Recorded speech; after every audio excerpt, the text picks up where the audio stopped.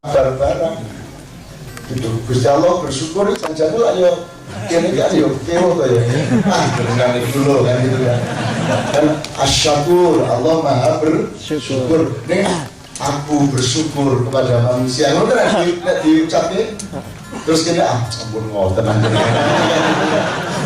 tapi kan Allah memang bersyukur. Tapi syukurnya Allah bukan karena terima kasih kita berjasa apa-apa. Syukurnya Allah itu karena dia berendah hati kepada umatnya, ajur ajar kan itu kan. Jadi beda sholatnya Allah, sholatnya Nabi. Saya pakai kata ekstrim sholatnya memang bahasanya seperti itu di Quran. Orang penjuru bayangin Gusti Allah 5 rok petang-petang. Yo beda kayak sholatnya sholat kasih sayang, nah awalnya sholatnya sholat ketaatan kan gitu. Begitu juga malaikat, sholatnya malaikat kepada manusia beda dengan sholatnya malaikat kepada Allah. Bahkan bentuk sholatnya malaikat itu tidak terikat pada sholat 5 waktu. Yang terikat sholat 5 waktu kan umat manusia yang ikut Muhammad. Malaikat diperbolehkan kayaknya oleh Allah melukui ora popo, sholatnya gue coro liyane ora popo kan. Ini sekedar ngomong tawasul ya. Nah maka terus kemudian ada logika di dalam innallaha malaikatu yusholluna 'alan ya ayyuhan nabiyyu ya ayyuhalladzina amanu shollu 'alaihi wasallimu taslima. Kemudian diterapkan dengan kenyataan dan moral bahwa tidak mungkin kita berdoa tanpa didahului oleh sholawat kan gitu. Nah apakah mendahulukan sholawat sebelum doa itu tawasul atau bukan kan gitu jadinya masalahnya. Ini sholatnya pelem.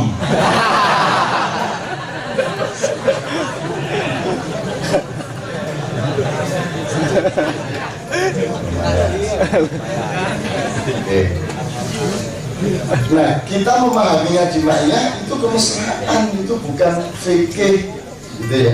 Bukan terutama fikih tapi kemesraan. Gue sering kali tak kayak contoh, misalnya aku arep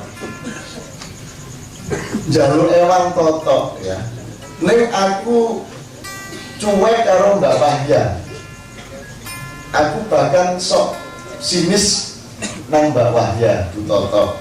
Kan apa yang jur toto lilo hati nyawanya aku. Gampangan ini ya. Nah, kalau kita mohon kepada Allah sementara kita cuek sama kekasihnya. Wah Allah sendiri menyatakan innallaha malaikatu yusholluna 'alan nabi. Ya Gusti Allah ya ogah-ogahan. Jadi itu bukan tawasul, itu kemesraan cinta. Nah, ketika tawasul itu diumum-umumkan bahwa itu bisa syirik, itu memang belum ada wacana mengenai segitiga cinta. Nah, amanah kepada Nahdlatul Muhammadiyyin adalah tolong dikandani dulur-dulur Muhammadiyah. Ini kira-kira. Itu tawasul. Kui itu kemesraan dan kita bukannya melalui Rasulullah enggak. Ini Gusti Allah teneh piye nek kene ora terus nakal kanjeng Nabi kan gitu. Wong sudah jelas innallaha malaikatu yusholluna 'alan nabi. Memang sih kemudian banyak yang kebacut, kelegen, bimau yo apa bimau sing dadi apa tanda apa saya boleh gede banget ya halal banget ganti makruh ya wajib banget ganti haram ya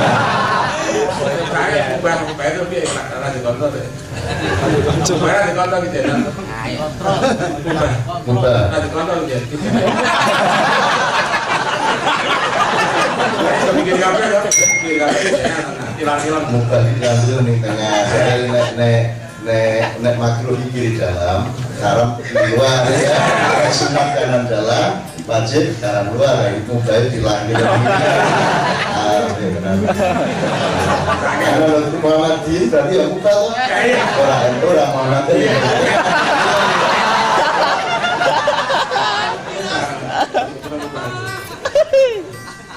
Oke, jadi kira-kira tawasul itu kita paham kok, memang itu sangat bagus. Khawatir bahwa orang kemudian kayak gini, ini saya agak belok tetapi cara berpikirnya sama. Tadi malam itu dikaji sama Toto, saya mengajak ada teman dari orang turunan Jerman Belanda yang hidup di Malang, kawin di Malang, dan namanya menjadi Rahmat Zulkarnain dari bule ning cangkeme cangkem Arema. ngomong Jawa nego. Dia cuma memberi 2 pertanyaan untuk menjelaskan sesuatu. Dia melalui pertanyaan karena dia tidak mau menceramai, dia cuma memancing. Dia ngomong seperti ini, aku kira mbahku biyen iku. Ini ngomongin ini betul bahasa Jawa. Mbahku biyen iku jenenge Londo iku biyen. Rene iku ngerampok 300 tahun luwih saking sugih negaramu iku. Dan negaraku iku sing jenenge negara Londo iku sugih, po iku teko hasil rampokane nang negaramu iki lho. Lah sing aku saiki takon, lah kok kon saiki kangelan mangan iku ya opo ceritane? Wong kon iku sugih kaya ngono, sampai mbahku ngerampok gak leren-leren. Ngono lho. Lah kok saiki kon angel mangan, beras ae kon ndupuk teko Thailand, teko Taiwan, teko ndi. Apa sing kedaden di negaramu iki? Itu dia pura-pura tanya seperti itu. Apa yang salah dengan Indonesia?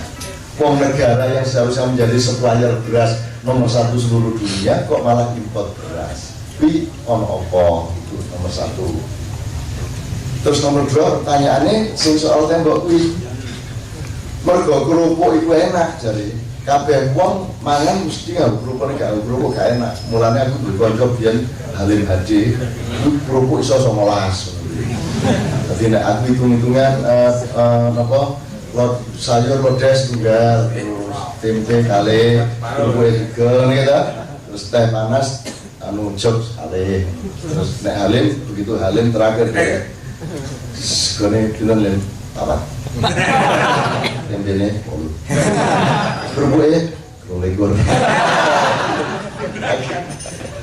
Kan diganjal nih, pokoknya ning jahe sing pinter ngitung betul-betul grom. Karena kerupuk itu enak, lama-lama kerupuk itu menjadi primer. Kemudian kalau orang makan, ingetnya lebih ingat kerupuk daripada nasinya.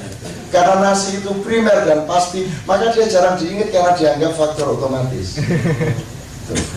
Dia cuma ngomong karena dia ahli pertanian organik. Mas Rahmat ini mengatakan petani Indonesia itu dihapusi oleh industri pupuk internasional. Nek nandur pari apike nganggo kerupuk Korea kuwi. Ngono lho ceritane. Coba ya lagi nganggo kerupuk Korea dan seterusnya. Nah, suwe-suwe wong tani iki setelah sekian puluh tahun angger eling sawah nomor 1 sing ana ning kene iki dudu winih pari ning pupuk. Jadi dibikin tergantung sedemikian rupa terhadap pupuk sehingga akhirnya pertanian kita bukan lagi pertanian yang meneruskan peradaban pertanian kita yang nomor 1 di dunia, tetapi menjadi pertanian yang tergantung pada pupuk. Bahkan nanti harga gabah dan berasnya juga ditentukan oleh para broker. Nah, kita harus melakukan perubahan dan kebangkitan agar supaya tanah subur di Indonesia ini betul-betul kembali menjadi rahmatnya Tuhan.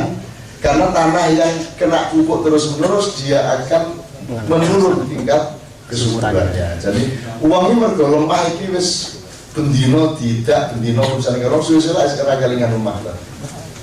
Padahal lemah kan ajaib tadi. Itu termasuk keajaiban nomor 1 di dunia ya lemah tadi. Ning bela wis ora ndelok lemah ya ora gumen. Ya coba to kue ngising ya mlebu lemah. Ya ta? Taimu kabeh semono kene mlebu lemah. Terus babi kue nimbang iya sekolah lemah. Banyune resik sing kok timbul kuwi kan gitu. Jadi tanah itu mengandung sistem filtering yang luar biasa. Nomor ketutupan konblok dadi ki ora krasa jajane kowe iki jane yo mubeng-mubeng wae sing kok umbe ki yo dhewe, sing kok pangan ki yo ayo dhewe. Jane mubeng apa meneh saiki wis ora ono aturan jarak antara sumur karo sumber air. sapi daging wis ora genah saiki. Dadi janjane kowe iki rasa bagus. Janjane ya men tai kowe ya tai ya kowe. Siklus. Ya Pak Mustafa. Nah, ini untuk meneruskan pesan-pesannya Mas Toto nanti mengenai beberapa pointers tadi. Tapi saya mohon izin untuk memulai dengan keraton kemarin. Yang rawuh yang ikut datang di keraton kemarin, boleh saya minta Anda angkat tangan. Yang sempat nonton kemarin di keraton. Tidak banyak ya, tidak banyak. Kebanyakan yang tidak nonton aja, yang tidak ada. SKB lah. Sing nonton menunggai rasa kondo-kondo sih ya. Pak Mustafa nonton? Orang RRI.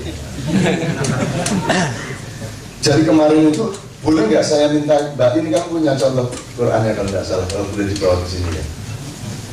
Jadi Keraton Jogja itu meresmikan atau launching namanya sekarang Mushaf Quran versi Keraton Ngayogyakarta Hadiningrat yang aslinya dulu sebenarnya tulisan tangan 200 tahun yang lalu pada waktu Hamengkubuwono kedua.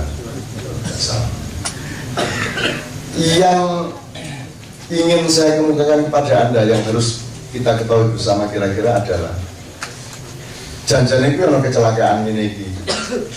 Kiai Kanjeng itu sudah runding sama Gusti Joyo dan pihak keraton maupun IO-nya di Kadipiro itu pada tanggal 2 hari sebelum hari H, tahun berapa ya?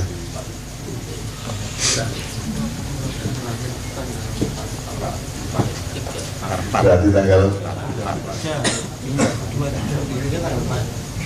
4. Jadi ono sing ekstra, jadi ketika Gusti Joyo ini kan menjauhkan hampir sama dengan Gus Dur penyakitnya, jadi harus cuci darah seminggu bisa 2-3 kali, biasa belum tahu persis. Tapi malam itu beliau datang dengan dikuat-kuatkan dan gembira, terus seneng melihat bagaimana teman-teman merancang dengan perfect semua yang akan dijadikan agenda acara di keraton itu.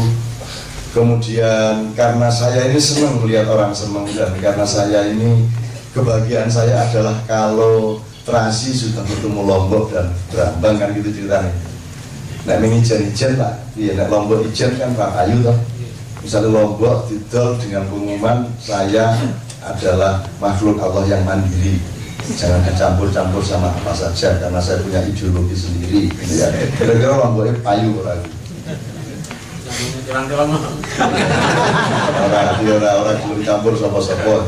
Lombok harus dirapayu. Lombok ini payu mergo dhek gelem diulet bareng karo liyane kan gitu. Menungso ya ngono lah Gus kowe ben diulet Gusti Allah karo malaikat bareng-bareng karo liyane. Nah karena saya gembira terus kita berdiri bersama mendoakan Gusti Joyo.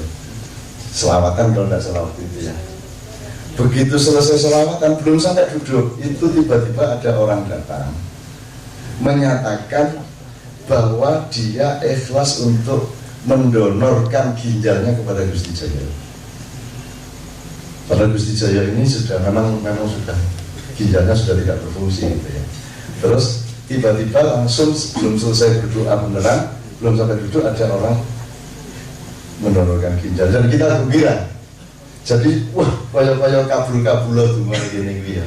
Padahal itu kan yang terjadi mungkin bukan kabulnya doa kita tapi hidayah Allah kepada yang orang yang bersangkutan, dan itu merupakan optimisme kita bersama pada malam hari itu. Sehingga dia Kanjeng entek-entekan le latihan le gawe musik nyiapke per menit ya toh dengan ikonya.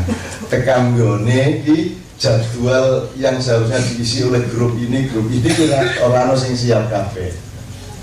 Jadi Kiai Kanjeng akhirnya keluar dari skenario kudune urung nang panggung wis nang panggung. Kudune urung nutuk setengah jam. Dan 3 kali harus dalam tanda petik dempul kahanan, harus demi Kanjeng yang menyelamatkan keadaan. Dan itu kita pikir wah ini wis luweh lah lek Kiai Kanjeng ngabdi caos iki wis luweh lah wong kudune ming pirang nomor itu wis bernomor-nomor sembarang ditokke. bab iki ra teko iki ra siap sampai turut. Ternyata isih kurang. Jadi terus aku jari Gusti Jaya dijaluk mbok Cak Nun yo munggah rakyatan sedewek gitu kan. Lalu terus menyembunyikan diri dengan baik sampai apa namanya naik panggung. Saya ada suara saya keluar tapi saya diluk ini ngono kae. Ning akhirnya mergo Gusti Jaya sing njaluk yo aku tresno karo DE dan aku bersyukur mergo Gusti Jaya segera akan ganti ginjal di Singapura, mungkin sekarang sedang berlangsung. Maka saya pun maju lah. Waktu maju ki aku njur ngomong apa ning ngarepku ki ana raja-raja sak ngono kae gitu lho. Iku nek tak tokke tenane sapa kan ya ora penak. Akhirnya ana sing tak peksa tak tokke gitu ya. Saya ngomong mengenai Mojopahit sampai sekarang, tapi yang paling penting adalah bahwa peresmian mushaf Quran ini, peresmian mushaf Quran dengan lambang keraton dan juga dengan hiasan-hiasan di dalam yang bermacam-macam yang semuanya versi keraton ya, itu saya nyatakan bahwa ini merupakan peresmian pengumuman politik dan pengumuman akidah dari Keraton Jogja bahwa mulai malam hari ini tidak ada hubungan lagi antara Keraton Jawa dengan Nyai Roro Kidul. Tak delok reaksi ini berapa sing mudeng. Ternyata ya ora apa-apa ngomong. Padahal itu kan seharusnya yang menyatakan itu kan Sri Sultan. Tapi saya nekat menyatakan bahwa malam hari ini seluruh sejarah Keraton Yogyakarta kita nyatakan tidak ada lagi hubungan dengan Nyai Roro Kidul. Goblok. Nah, Nyai Roro Kidul ngancam saka mburi asu cah iki. Ning aku wis ana kanca-kanca liyane sing dadangi. Ini seakan-akan main-main Mas, tapi bukan main-main Mas. Ini bukan main-main, dalam arti gini loh. Boleh dia ada, boleh dia tidak ada, tapi pasti idiomatik Nyai Kidul itu menjadi kekuatan politik berabad-abad. Itu pasti. Terserah dia ada atau tidak ada. Terserah dia itu jin atau jenis makhluk yang lain. Terserah. Apa dia cuman roh yang energi yang liar saja, atau energi yang sedang status quo sebelum sebelum akhirat berlangsung. Tapi pokoknya jelas dia merupakan kenyataan politik berabad-abad sampai zaman ini. Jadi tidak ada presiden Indonesia yang tidak mendekat ke aura Nyai Roro Kidul. Sejak Panembahan, makanya kan begini. Jadi pokoknya singkat kata waktu itu saya jelaskan,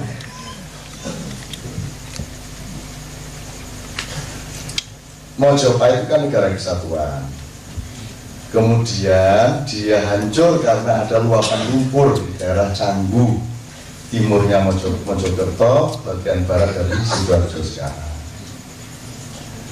Mau tidak mau Mojopahit akan hancur dengan atau tanpa serangan dari pihak manapun.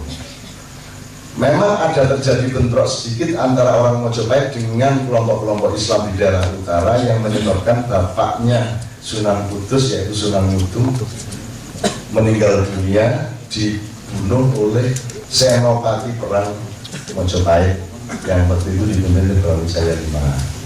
Tetapi justru kematian bapaknya Sunan Kudus itu menjadi momentum yang baik untuk menciptakan perdamaian yang baik di Sunan Kalijogo, sehingga sebelum Mojopahit hancur sudah ditransformasi menjadi Demak, meskipun sistemnya dirubah dari negara kesatuan menjadi negara federasi. Negara kesatuan dengan tradisi upeti, terus negara federasi dengan tradisi persemakmuran, di mana setiap wilayah dipimpin oleh Ki Gede atau Ki Ageng. Dan siapa Ki Gede, siapa Ki Ageng? Ki Gede Ki Ageng Gunung Kidul, Ki Gede Kebumen, Ki Gede Jatinom, Ki Gede Menoreh, dari Denpasar, NTB sampai Kalimantan, Sulawesi, Jawa Tengah, sedikit Jawa Barat, semua itu oleh Sunan Kalijogo dipasang Ki Gede dan Ki Ageng, sehingga mereka semua sebenarnya turunan dari Prabu Brawijaya. Jadi nek sampai sekolah Klaten itu Anda akan berarti Anda dari Jatinom, sampai dari Gunung Kidul, dari Mangiran di selatan sini dan seterusnya, itu semua riwayatnya jelas. Nah, pada waktu itu terjadi multi konflik sebenarnya. Setelah Mojopahit berdiri, setelah Demak berdiri, satu, rakyat Jawa tidak siap dengan demokrasi dan federasi, sehingga kerajaan Demak yang demokratis dan federal ini tidak terlalu didukung oleh kesadaran rakyatnya. Apalagi pada waktu itu terjadi multi konflik, satu antara Sunni dengan Syiah, nomor dua antara kebatinan kejawen dengan Islam secara menyeluruh, nomor tiga antara turunan dari dari Prabu Brawijaya yang bertentangan satu sama lain. Ada yang gaduh di antara tiga ini, konfliknya ada yang berpisah. Tapi yang pasti yang paling terkenal adalah tokoh Syiah yang namanya Aryo Jipang bertempur melawan seorang tokoh Sunni yang juga Raja Pajang, yaitu Joko Tingkir atau Sultan Hadiwijaya, yang kemudian mewakilkan peperangan itu kepada anak angkatnya, yakni Jebeng Sutowijoyo. Nah, Jebeng Sutowijoyo ini sebenarnya juga murid Sunan Kalijogo, tapi agak marginal, sebagaimana gurunya dia yaitu Ki Jurumatani atau Ki Mondoroko, juga muridnya Sunan Kalijogo, tetapi bukan murid langsung, artinya tidak sampai intensif di pesantren Gelagah Wangi pada waktu itu, sehingga orientasi Demak yang berlatar belakang spiritual Wali Songo, ketika kemudian konflik antara Sunnah dan Syiah, antara Jawa kejawen dengan, nah istilah saya, Islam Jawa melawan Jawa Islam, itu kemudian membuat ada semacam keputusasaan politik seperti yang sekarang terjadi, sehingga kemudian kekuasaan dipegang oleh bukan terusan yang Majapahit atau Demak, melainkan sempalannya, yaitu Ki Gede Pemanan punya anak namanya Sutowijoyo, itu yang kemudian menjadi Raja Mataram yang pertama. Nah, Raja Mataram yang pertama inilah yang kemudian secara resmi tidak lagi mengacu kepada Wali Songo, jadi tidak punya jadi asas tunggalnya bukan lagi Wali Songo, tapi Nyai Roro. Nah, sejak itu Raja-Raja Mataram tidak pernah terpisah dari mitologi Nyai Roro Kidul sampai Bung Karno, sampai Pak Harto. Kalau Gus Dur sudah saya tanya dan dia bilang harus baca, udah Nyai Roro Kidul harus jilbaban kok saya. Jadi sudah saya tidak persoalkan lebih lanjut. Sambil tersenyum, ya. Nah, tapi berikutnya kan tetap saja mau tidak mau tetap membuka pintu dan mencoba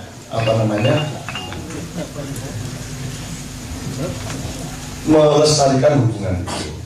Nah, teman-teman sekalian, sebenarnya Wali Songo alhamdulillah,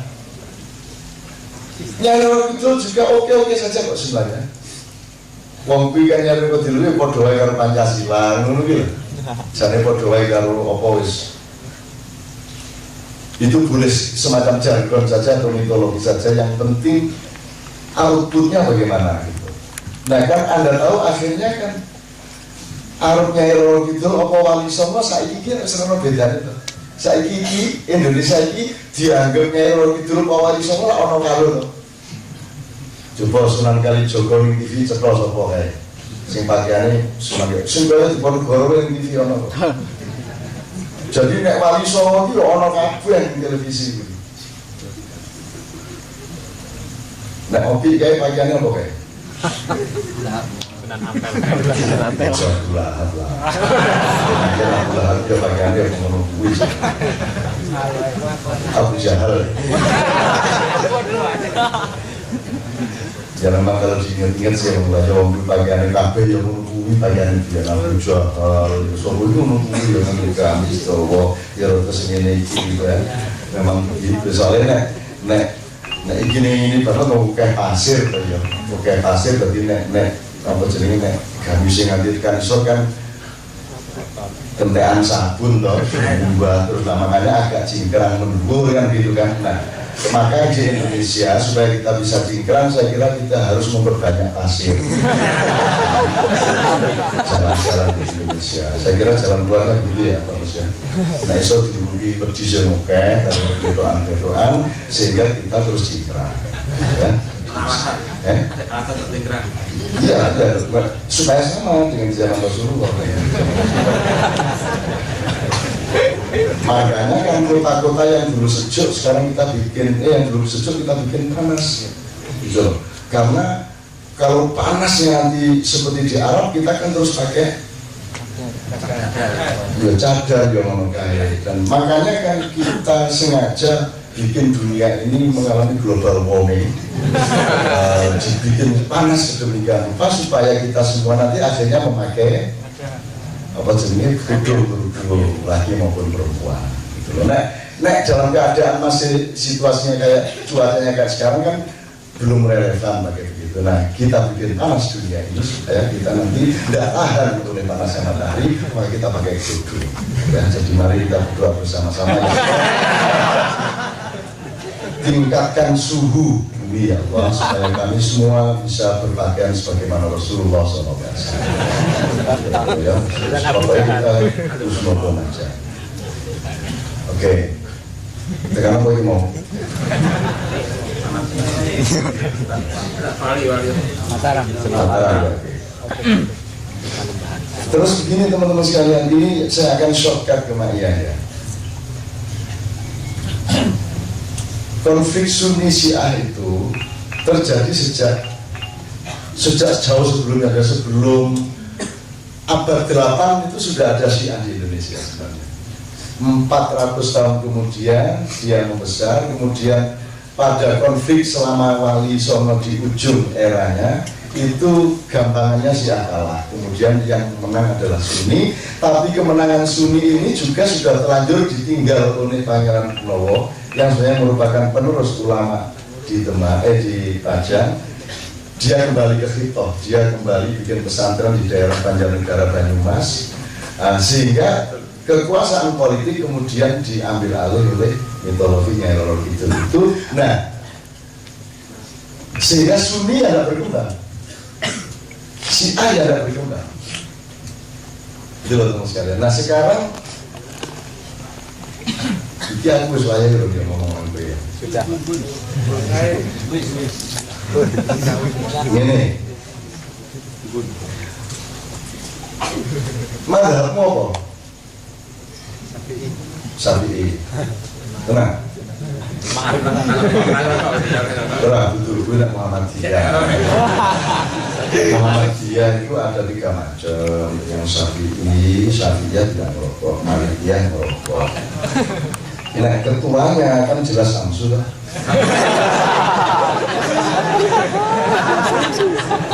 Din, Samsul, Din. Tidak ada saya udah garam jatuh.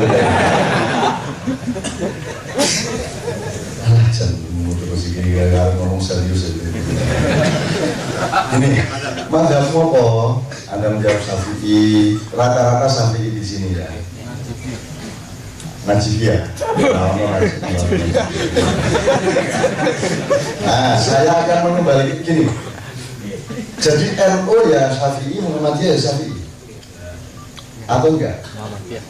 Muhammadiyah enggak. Nah, Muhammadiyah itu enggak ikut 4 mazhab. Kalau secara internasional ada mazhab lain yang sebenarnya bukan mazhab, yaitu Wahabi. Wahabi sendiri tidak mengklaim bahwa dia mazhab, tapi dia sangat kuat sekarang ini bertentangan dengan Syiah, kan gitu ya. Nah, saiki NU Muhammadiyah itu sub mazhab atau mazhab, kan itu pertanyaannya. Mazhab. Mazhab. NU satu mazhab. Enggak, NU kan jelas Syafi'i Sunni. Nah, Muhammadiyah tidak ada rujukan ke mazhab manapun, kan gitu kan. Bermadhab. Bermadhab. Apa? Bermadhab. Bermadhab. Muhammadiyah sebagai mazhab. Ya orang kok, ya orang penting, sing penting ini loh cara berpikirnya. Kemarin di Padang Bulan begini, coba yang orang Jawa katakan. Oke. Yang bukan Jawa Sunda. Terus yang selain Jawa Sunda orang mana ya? Mas mana mas? Madura saya.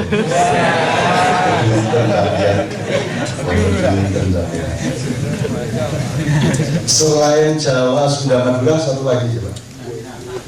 Apa mas? Kalimantan mana mas? Dari Papan. Berarti kalau ngomong suku misalnya itu suku apa? Dayak mas. Oke, sip ya. Oke. Ini saya mau tanya, bunyi ayam jantan berkokok kalau di Jawa? Kukuruyuk. Oke, sekitar itu orang sekitar itu ya. Kalau sudah Korongok. Pokoknya unsur ong ya. Nek Jawa kuku gitu ya. Oke. Mas. Tolong dulu. Gimana mas?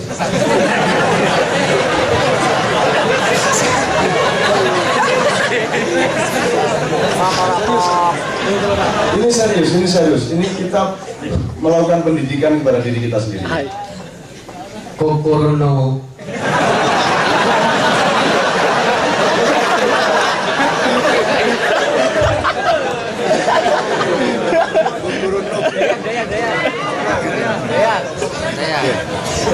Jadi kita inventarisir sebelum Dayak ya.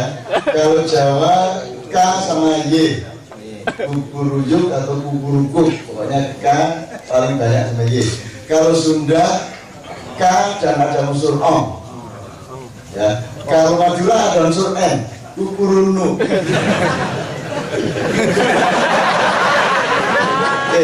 Dayak mas. Tolong mas.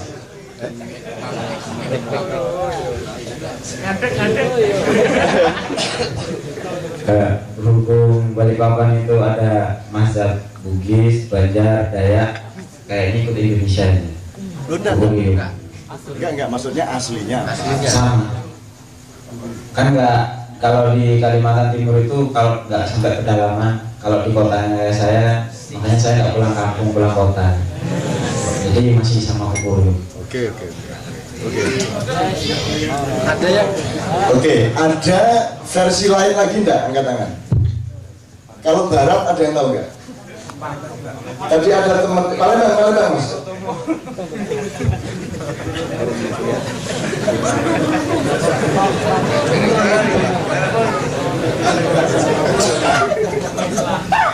Ngadeg mas. Diri.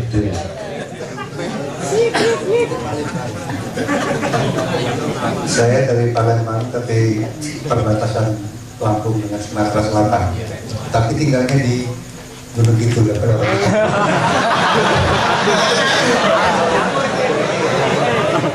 dan sudah 20 tahun, Pak. Ya barangkali Anda pernah ingat atau tahu bunyi kokok ayam yang bukan yang kayak sudah kita dengar tadi. Kalau Anda pernah tahu. Kokoroyo sama dengan yang pertama ya. Kokoroyo. Oke. Di dalam tadi ada teman yang lama di Jerman, barangkali bisa kontribusi ke kita. Itu kalau di Jerman, di Belanda, di Inggris, bunyi ayam atau pada umumnya di Barat apa? Siapa yang tahu yang belajar bahasa Inggris kan mestinya tahu.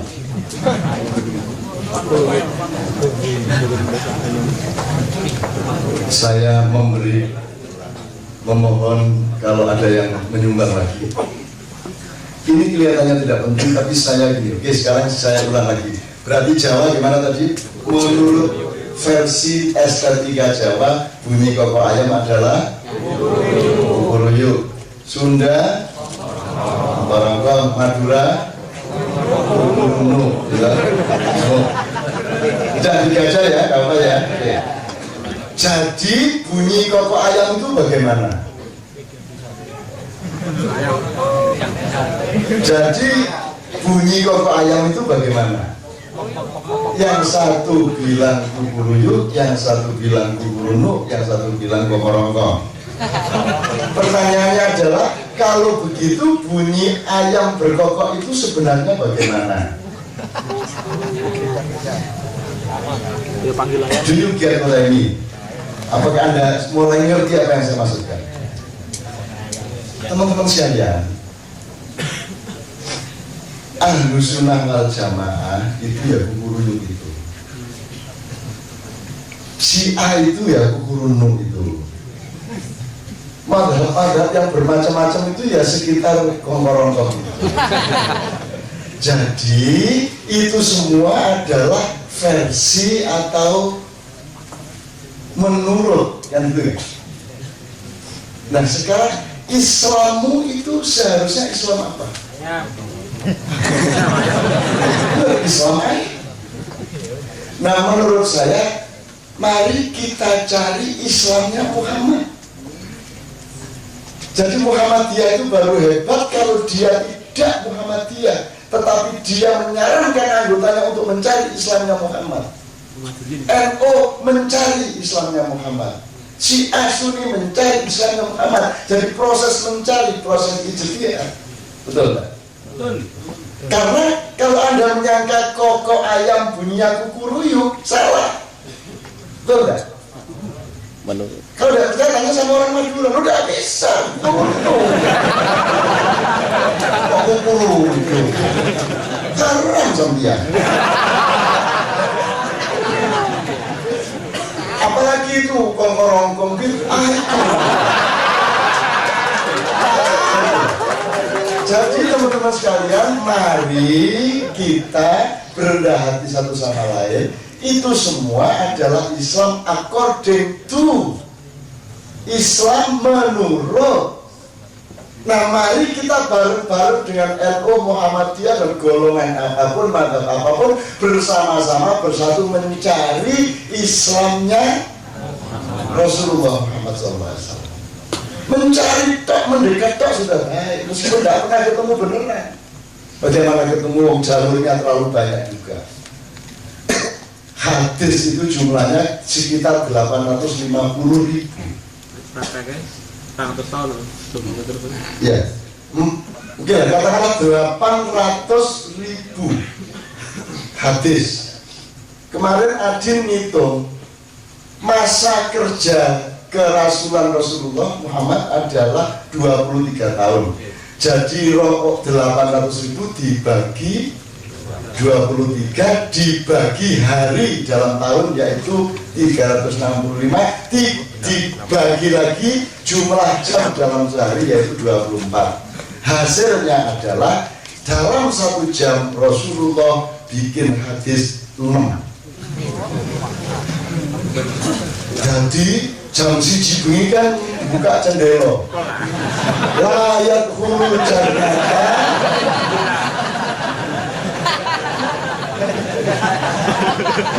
Lupa likur jam loh, setiap jam 6. Benar-benar pertama.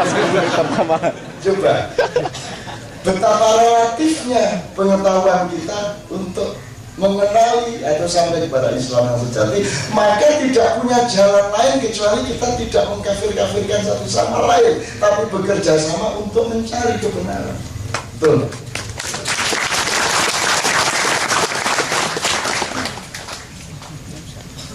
Jam itu pun kalau tidak tidur 6 kali sejam dengan hitungan 24 jam terus menerus. Sekarang kalau Rasulullah tidur 6 jam berarti tinggal 18 jam.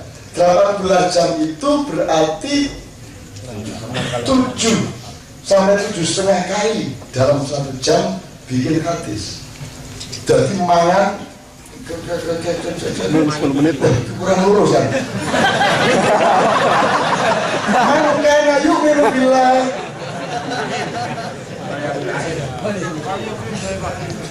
Falyukrim dhaifah. Ini terus membuat sekarang orang menjadi kebingungan dengan banyaknya wacana hadis, sehingga ada kelompok yang kesel akhirnya anti hadis. tinggal sunnah. Sorry ya. Akhirnya Quran lah. Ada, monggo. Yang penting dalam mereka mencari Islamnya Rasulullah kan gitu. Orang kalau tidak ketemu Islamnya Rasulullah, itu cukup niru kelakuannya Rasulullah ya, insya Allah ya cukup. Betul nggak?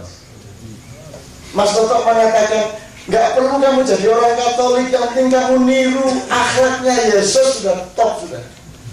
Kan gitu. Mau berkorban, mau merasakan penderitaan orang lain bisa cukup itu. Apalagi meniru akhlaknya Rasulullah. Umpama tidak pernah ketemu Islamnya Rasulullah, Islam yang sejati, Gus pokoknya melu kanjeng Nabi. Apalagi Rasulullah ternyata bu'ithu liutamima. Ayo, kan utamima makarimah akhlak. Ini kalau agak nakal bisa bukan makarimah akhlak. Sejak sing 1 jam 6 hadis berarti Nabi Muhammad pernah kerja. Makanya sekarang Ustadz jadi profesi. Dipikirnya menasihati orang itu profesi.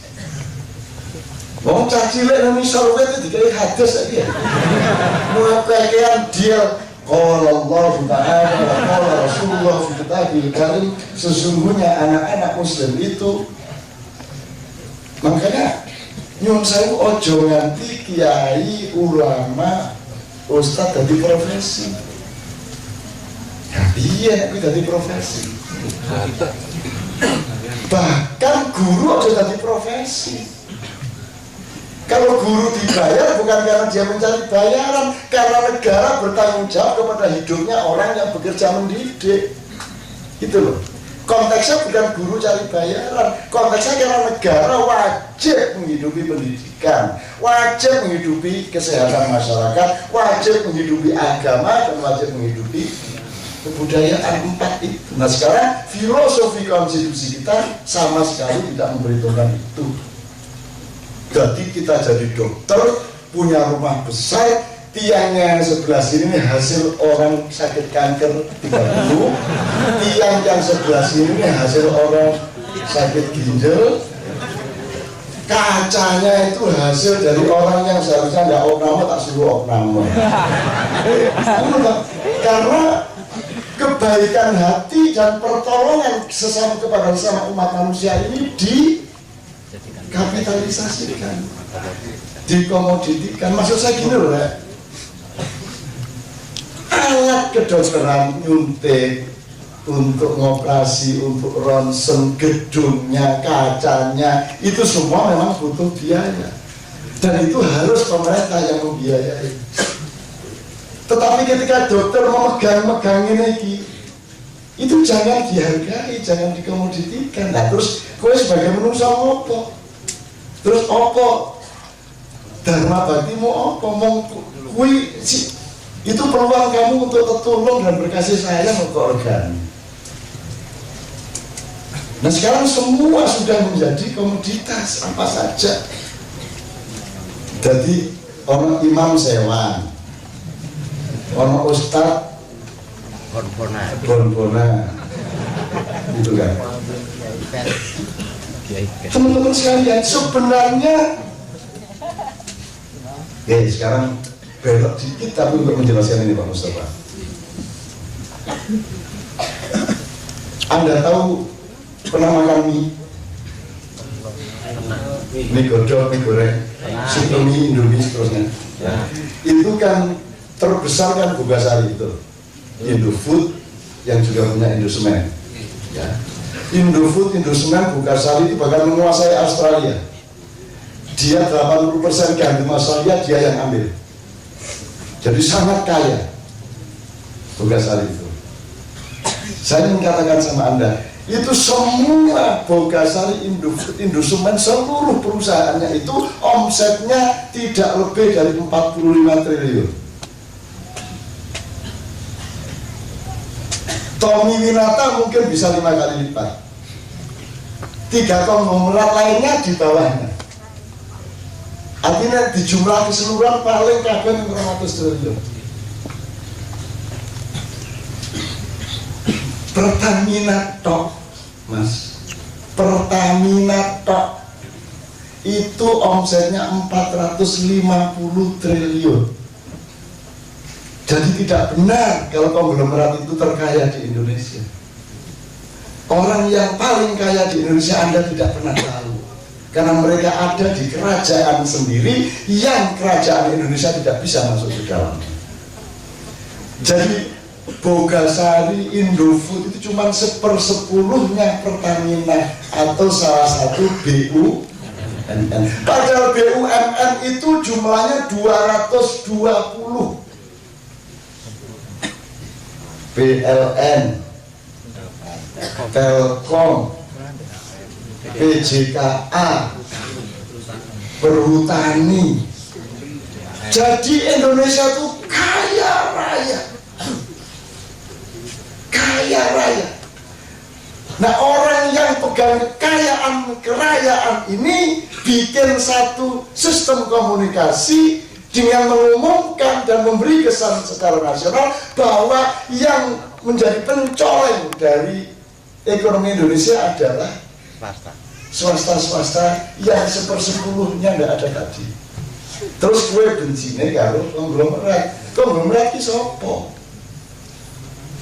Pertamina semua suki. Jadi kalau lihat BUMN segitu banyak, Mas, sebenarnya setiap bayi procot itu bisa dikasih 10 juta oleh pemerintah.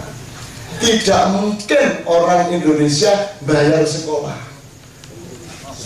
kalau BUMN itu benar-benar bekerja diaplikasikan untuk kepentingan APBN.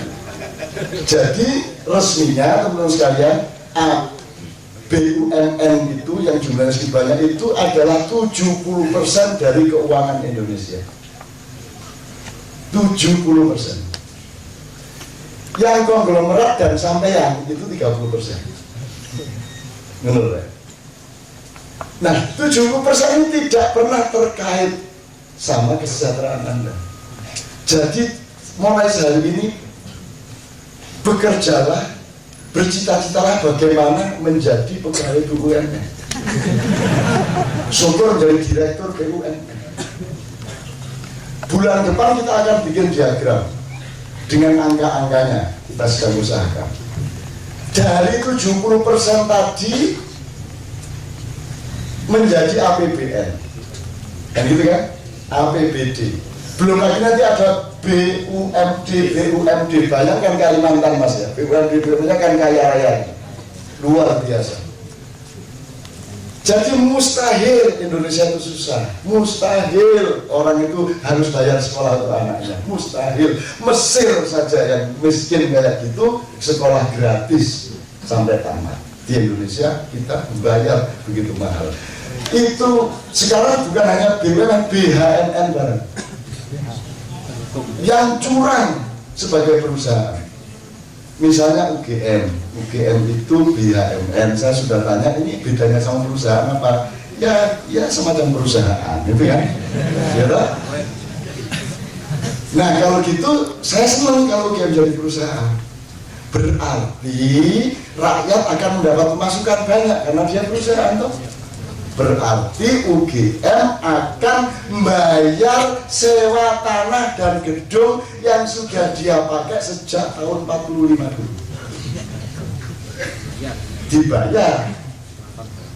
Ya kan? Gaji gurunya dia. Terus gaji dosennya sejak tahun itu dibayar sekarang, dan mulai dia jadi BUMN dia tidak lagi minta APBN untuk menggaji dosen dan karyawan, karena mereka perusahaan harus menggaji dosen dan karyawannya sendiri. Berarti APBN kita tidak dikurangi oleh adanya BUMN.